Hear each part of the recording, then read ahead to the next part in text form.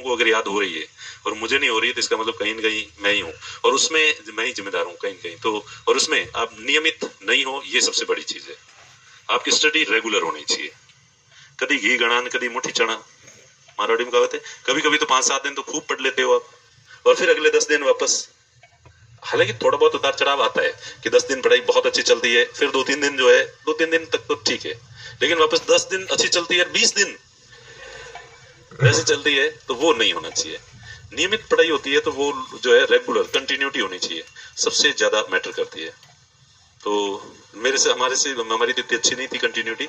हमारे वही था, कभी घी गणान कभी मोटी चढ़ना, कभी कभी तो खूब और कभी बिल्कुल ही नहीं। जबकि हमारे पास एक आया था हमारा दोस्त, यूपी का था, पड़ोस के रूम में रहता था, और उसका शेड्यूल था रोजाना। हर एक का देखो बॉडी बायोलॉजिकल क्लॉक अलग होती है, हर एक व्यक्ति की बायोलॉजिकल क्लॉक अलग होती है। आप दूसरे को देख के अपनी दिनचर्या निर्धारित नहीं करनी होती है, आपको तो अपनी बॉडी के अप्स एंड डाउन्स देखने हैं कि 24 घंटे में से कौन कौन से घंटे होते हैं जब आप अपने आप को बहुत ज्यादा एनर्जेटिक फील करते हो, बहुत ज्यादा फ्रेश फील करते हो, उस समय आपको पढ़ना चाहिए।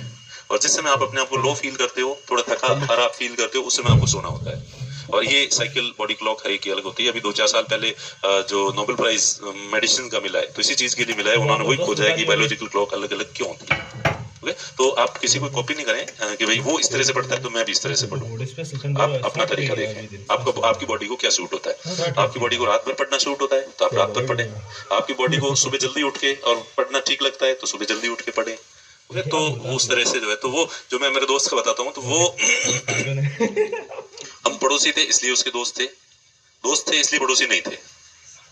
ठीक है, हम उसके दोस्त क्यों थे, पड़ोसी थे इसलिए पड़ोसी से बात करेंगे, इसके अलावा उसका कोई दोस्त नहीं था।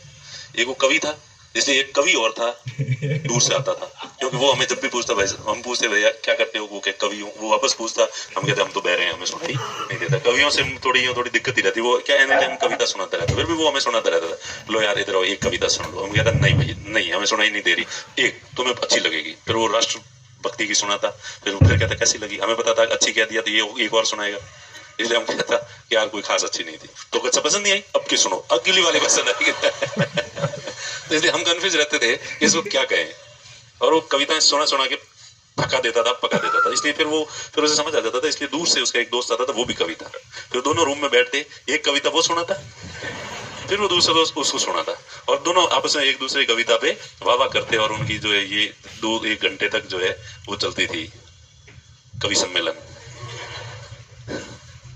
पर उसकी अच्छी बात ये थी कि वो पढ़ाई में इतना नियमित था, रोजाना शाम को 8 बजे बैठता था और सुबह 8 बजे तक 12 घंटे फिक्स थे उसके।